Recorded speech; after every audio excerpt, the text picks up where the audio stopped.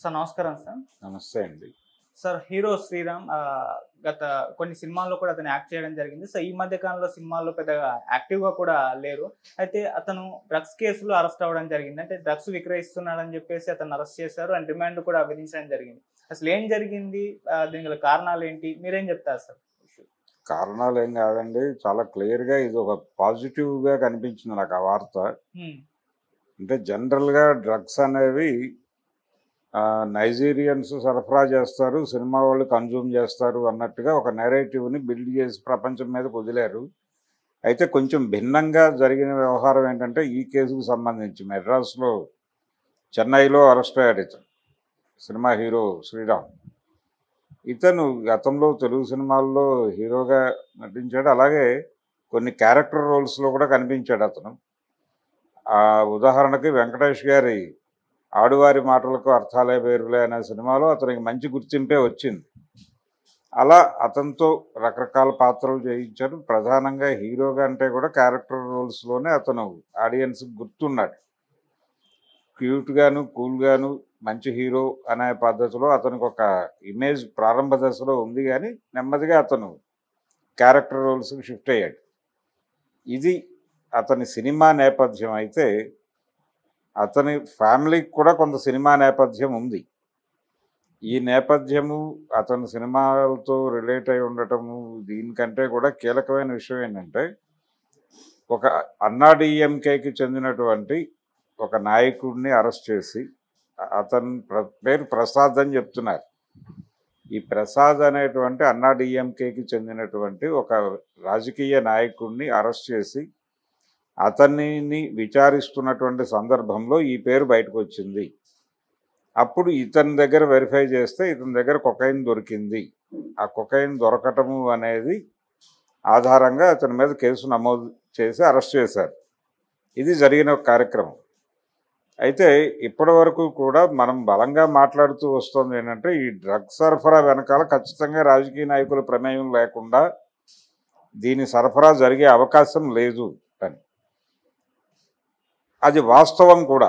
ఆ వాస్తవాన్ని మరుగున పరచడం కోసం డ్రగ్స్ అనేవి కేవలం సినిమా వాళ్ళు లేకపోతే కాలేజీలు, స్కూళ్ళలో చదివే విద్యార్థులు మాత్రమే కన్జ్యూమ్ చేస్తారు, మిగిలిన సమాజం అంతా డ్రగ్ రహితంగానే ఉంది అని చెబుతూ ఒక నేరేటివ్ని బిల్డ్ చేసి ఈ క్రమంలోనే విదేశీయులు అమ్ముతున్నారు డ్రగ్స్. ఇక్కడ పర్టికులర్గా నైజీరియన్స్ అమ్ముతారు డ్రగ్స్ అనేది. వాళ్ళ వ్యాపారం, డ్రగ్ బిజినెస్ చేయడం కోసం వాళ్ళు ఇండియాలో ఉన్నారు అన్న పద్ధతిలో ఒక నేరేటివ్ని బిల్డ్ చేసి దాని చాటున వీళ్ళందరూ దాక్కుంటున్నారు. ఇప్పుడు కొంచెం ఆ దాక్కున్నటువంటి తెర చిరిగింది. ఆ తెర చిరిగి డ్రగ్ సరఫరా వెనకాల డ్రగ్స్ సమాజంలో విస్తృతంగా పంపిణీ అవుతున్నాయి అనే వ్యవహారం వెనకాల ఖచ్చితంగా రాజకీయ నాయకుల ఏ పార్టీ అయినప్పటికీ, ఇక్కడ ఏఐడిఎంకే పార్టీకి చెందినవాడు దొరికాడు ప్రసాద్ అనేవాడు. దొరకకుండా అధికార పార్టీలో మంత్రి పదవుల్లో ఉన్న వాళ్ళ ప్రమేయాలు ఉన్నా ఆశ్చర్యపోనక్కర్లేదు. ఎందుకంటే వ్యాపారం రాజకీయం వ్యాపారంగా మారిపోయినటువంటి సందర్భం ఇది. వ్యాపారము రాజకీయము విడివిడిగా లేవు, రెండు కలిసే ఒకటిగా ట్రావెల్ అవ్వటం కూడా కాదు, కలిసిపోయినాయి. ఇప్పుడు రాజకీయ వ్యాపారం నడుస్తున్న దశ ఇది. కాబట్టి ఖచ్చితంగా ఇందులో ఈ డ్రగ్ బిజినెస్లో కూడా రాజకీయ నాయకులకి ఖచ్చితంగా ప్రమేయం ఉంది. ఇది పై స్థాయిలో అంటే కేంద్ర ప్రభుత్వ స్థాయి నుంచి మొదలు పెడితే వివిధ రాష్ట్రాల ప్రభుత్వాల స్థాయి వరకు ఈ మంత్రులు, ప్రభుత్వ యంత్రాంగము, పాలక పక్షం ప్రమేయం లేకుండా ఇవి జరుగుతున్నాయని అనుకోనక్కర్లేదు. ఇవి జరుగుతున్నాయి, వీళ్ళెవ్వరికీ తెలియకుండా జరుగుతోంది, చాప కింద నీరులాగా అని ఎవరైనా చెప్పినా నమ్మటం కరెక్ట్ కాదు. నమ్మాల్సిన అవసరం అంతకంటే లేదు. చాలా ప్రాంతాల్లో కంటైనర్ల కొద్దీ డ్రగ్స్ దొరికాయని చెప్తారు. ఆ కంటైనర్లు తర్వాత ఏమైపోయినాయో ప్రపంచానికి చెప్పరు. ఆ కంటైనర్లన్నీ ఏదో పద్ధతిలో వచ్చేసి పబ్బుల చుట్టూ తిరుగుతాయి. ఇప్పుడు తీర ప్రాంతం అంతా కూడా గోవాగా మార్చడానికి రకరకాల ప్రయత్నాలు జరుగుతున్నాయి కేంద్ర ప్రభుత్వం వైపు నుంచి. విస్తృతమైనటువంటి తీర ప్రాంతం ఉన్న ఆంధ్రప్రదేశ్ రాష్ట్రం త్వరలో డ్రగ్ కేంద్రంగా మారబోతోంది, డ్రగ్ ఆంధ్రప్రదేశ్గా మారబోతోంది. అదే యోగాంధ్ర ఇలాంటి రకరకాల టైటిల్స్ ఇస్తున్నాడు ఆయన చంద్రబాబు నాయుడు గారు. కానీ ఎన్డీఏ ప్రభుత్వం అతి త్వరలో డ్రగ్గాంధ్రగా మార్చడం కోసం ఒక కార్యక్రమం శ్రీకారం చుట్టే ప్రయత్నంలో ఉంది. ఆల్రెడీ గతంలో జగన్మోహన్ రెడ్డి రోజుల్లోనే ఈ ప్రతిపాదన వచ్చింది ముందుకు, అంతకు ముందు కూడా ఉంది. యూపీఏ గవర్నమెంట్ రోజుల నుంచి ఉంది ఈ ఆలోచన. అందులో భాగంగానే ఆ రోజుల్లో వ్యాంపిక్ అన్నారు, తర్వాత దాని పేరు మార్చారు, రకరకాలుగా జరిగింది. మోపిదేవి వెంకటరమణ గారు ఇన్వాల్వ్ అయి ఉన్నాడు దానిలో. నిజాంపట్నం ఆ ఏరియాలో భూములు అంటే వాటన్నిటినీ పరిశీలించడం ఆ కార్యక్రమంలో ఆయన ఉన్నాడు. తర్వాత ఆయన జగన్ గారి కేసుల్లో జైలుకు కూడా వెళ్ళాడు. వైఎస్ రాజశేఖర రెడ్డితో ఉన్న సంబంధాల రీత్యా.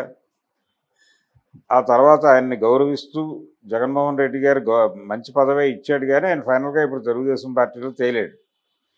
ఇలా ఈ తీర ప్రాంతం అంతా నెమ్మదిగా గోవాగా మార్చి రిసార్ట్లు ఈ వ్యవహారాలు తీసుకొచ్చేసి అక్కడ కొంచెం ఈ మాదక ద్రవ్యాల వ్యాపారం నడవటానికి ఒక అవకాశం కల్పించే ప్రయత్నాల్లో కేంద్ర ప్రభుత్వం నిమగ్నమై ఉంది.